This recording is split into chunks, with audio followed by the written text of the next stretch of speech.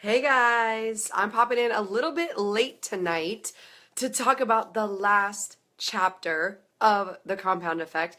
This chapter is called acceleration, and it really kind of culminates in wrapping the whole book up and talking about it doesn't really matter about you doing your best or like you showing up, you do your best every day. What matters is how much effort you give after you feel like you've given all your effort. And this is kind of tough because he talks about riding a bike, and I don't ride bikes, but he's talking about riding a bike uphill and how much mental toughness and mental strength that takes to keep riding uphill when it's burning and burning and burning your legs, and you all of a sudden have all these thoughts in your mind come up to say, why am I even doing this? What, I should just stop. This is ridiculous. What's going on? At that point, when you have all of those things come into your head, when you push past those, when you push past your pain and you push into what you want to achieve, into your goals, that's when you become successful.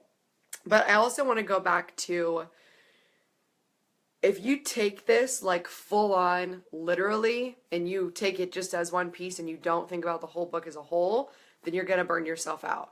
And so I think we all have the tendency to go all out and really go for it and really go after it, but then we end up burning ourselves out. So I want you guys to remember the stuff from the previous chapters.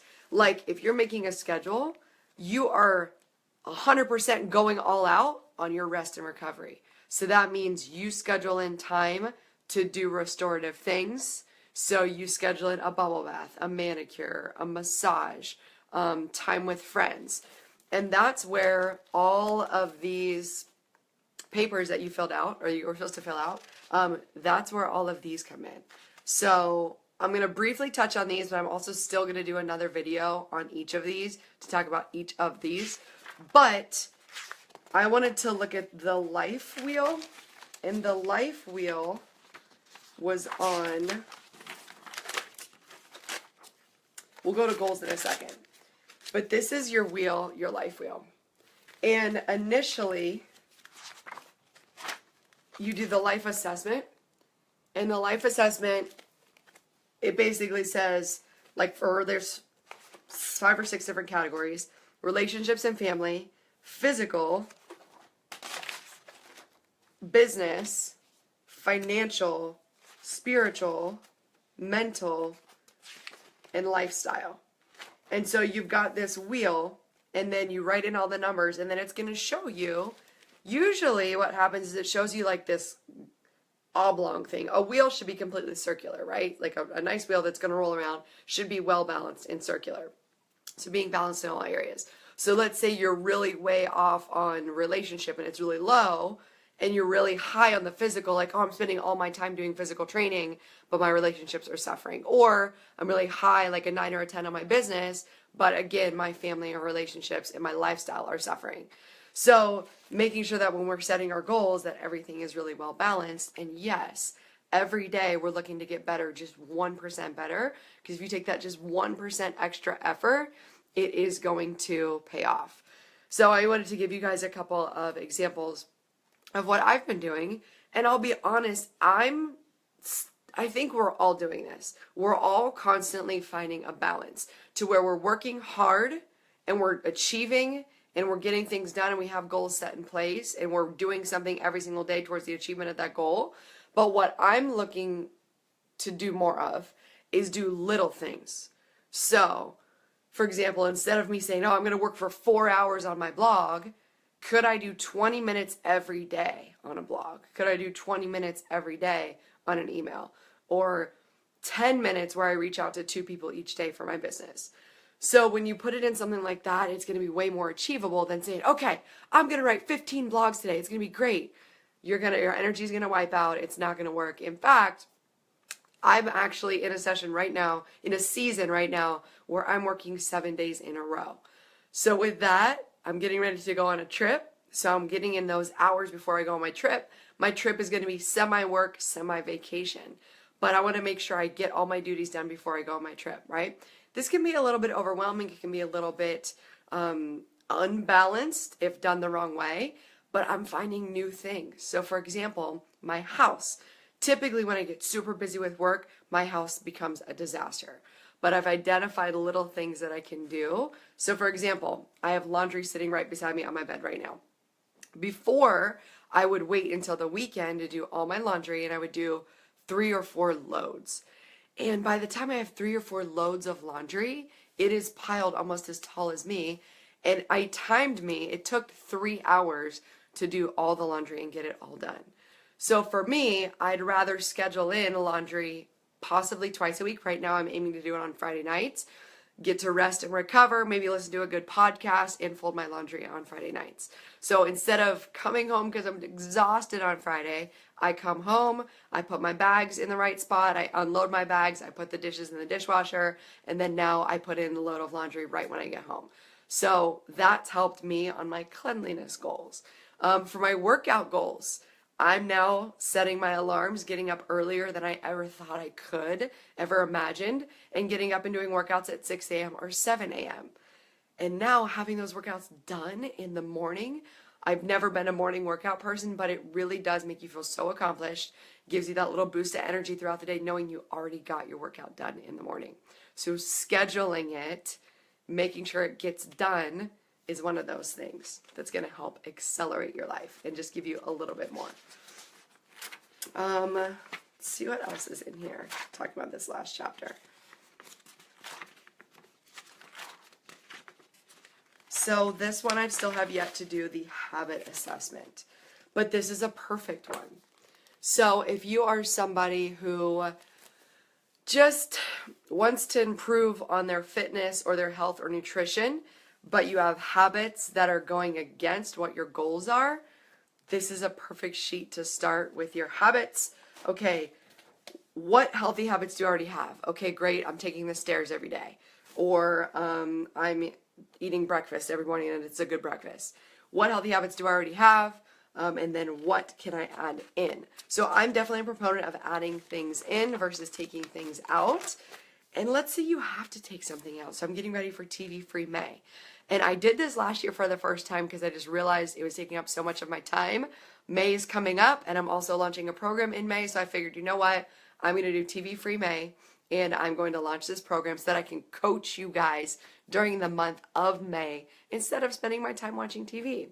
So let's say you want to take something out, but you're having a problem because you're like, oh, but I want to watch my shows or I want to do this certain thing, and like scrolling on Facebook mindlessly. Think about what you could be doing with your time instead of doing that thing. So how much value are you getting out of watching TV or watching the news or watching whatever it is? And what more value, what would you rather be doing?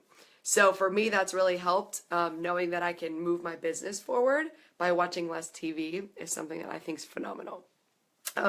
Another thing, once you start to create habits, takes about 21 days, they say, it all of a sudden becomes so much easier. So if you're a person that is trying to start a workout plan, schedule it in every day. Every day. I just sent an email to my email list today, and I'm going to be writing a blog on the same thing about how to become a runner. I officially, today, am a runner. I ran the 12-minute Cooper's test. I got it done. I got a mile, 1.4 miles. And the thing was, I felt good. And why did I feel good on my mile? Hey, Kristen, why did I feel good on my mile? Because I've been practicing and being consistent for an entire month. I've been running every day, not every day, I've been running 4 to 5 times a week at the studio on the treadmill doing interval training. And now today, I finally reached that point where I was like, hey, this has paid off. This is awesome. So little things over time is what's going to pay off in the long run. But here's the mental challenge.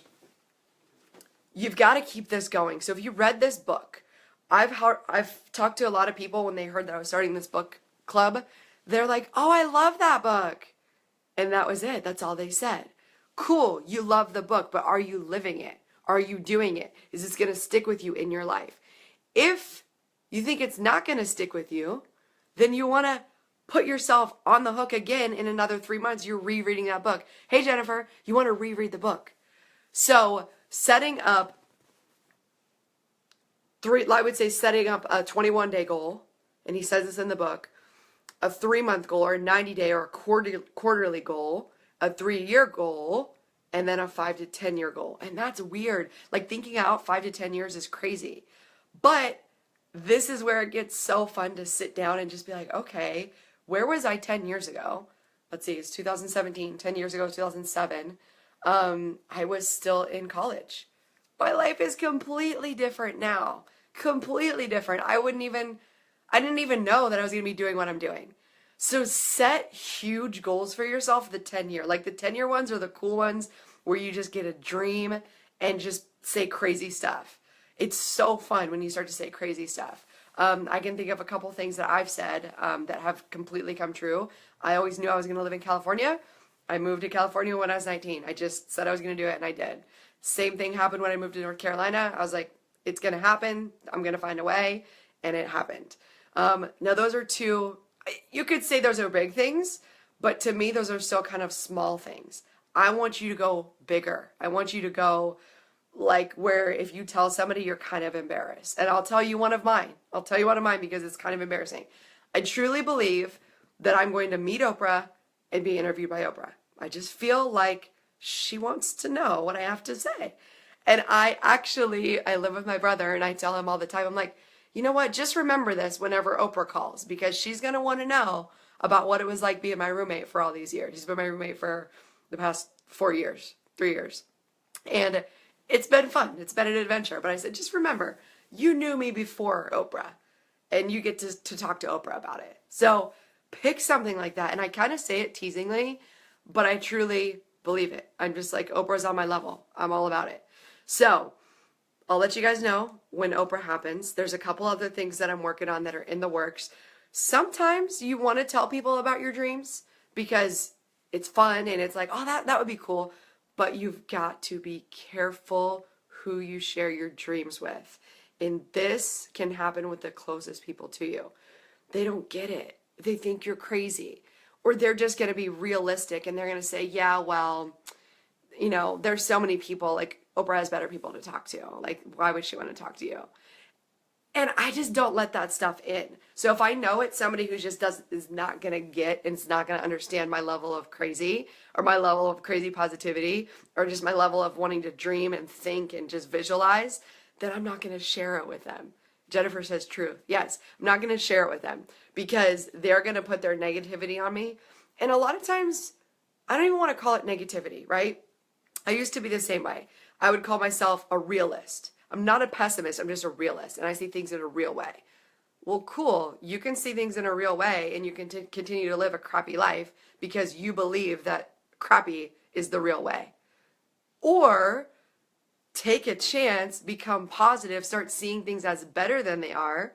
You can still see things as they are, right? Like if you are in a horrible financial debt situation, you have no place to live, you can't just think your way out of I have no place to live, right? You've got to do something about it. But recognizing where you are and saying, hey, this is a crappy situation.